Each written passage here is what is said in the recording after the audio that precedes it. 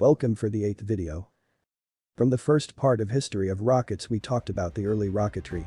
And from this video, part 2 of History of Rockets, we are gonna talk about how rocketry becomes a science. So, let's get in.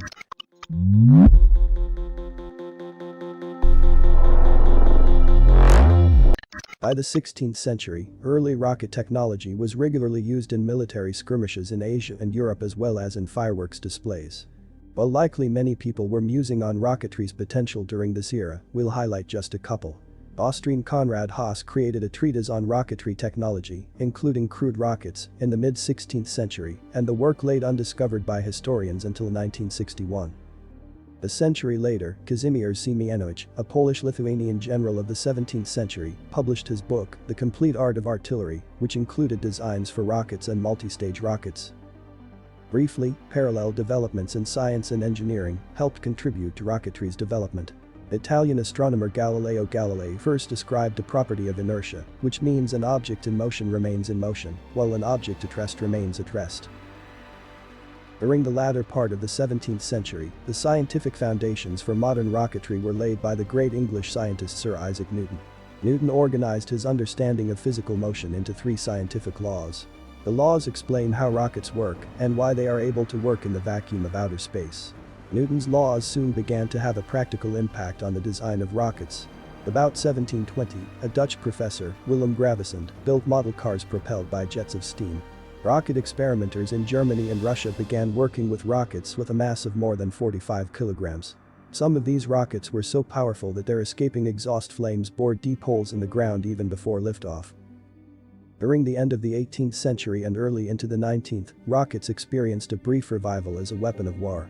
The success of Indian rocket barrages against the British in 1792 and again in 1799 caught the interest of an artillery expert, Colonel William Congreve. Congreve set out to design rockets for use by the British military. The Congreve rockets were highly successful in battle. Used by British ships to pound Fort McHenry in the War of 1812, they inspired Francis Scott Key to write the rocket's red glare, words in his poem that later became the Star-Spangled Banner.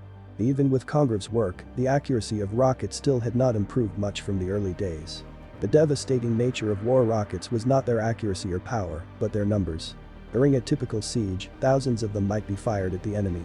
All over the world, rocket researchers experimented with ways to improve accuracy. An Englishman, William Hale, developed a technique called spin stabilization. In this method, the escaping exhaust gases struck small vanes at the bottom of the rocket, causing it to spin much as a bullet does in flight. Variations of the principle are still used today. Rockets continued to be used with success in battles all over the European continent. However, in a war with Prussia, the Austrian rocket brigades met their match against newly designed artillery pieces. Breech-loading cannon with rifle barrels and exploding warheads were far more effective weapons of war than the best rockets.